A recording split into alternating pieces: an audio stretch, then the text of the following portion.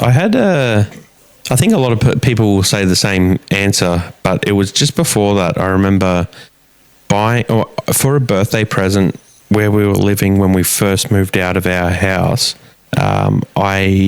Into our house when my son was born.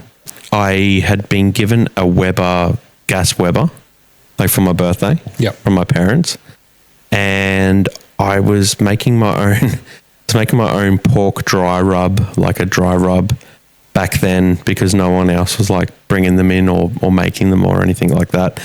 And I'd like butchered up these like racks that I'd make, like these racks and that sort of stuff. And with like a bit of smoking wood, like I'd find like the chips, like the sawdust chips from the brew shop and stuff like that.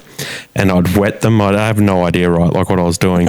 I'd wet them, put them in alfoil and put them on the back burner of the Weber and smoke like pork ribs or pork shoulder or whatever.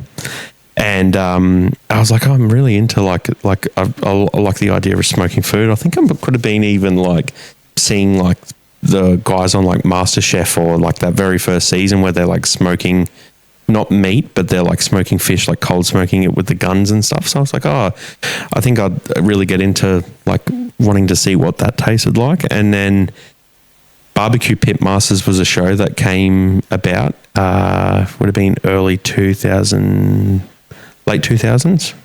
Yeah, late 2000s. And I was like, I really want to get a smoker. And I've seen that. So I was doing the smoking experiments on gas barbecues well before that I seen that show. But I then seen that show and I was hooked. I was like, these guys are doing it professionally, competition. They're making big money. I'm like, I just want to buy a smoker.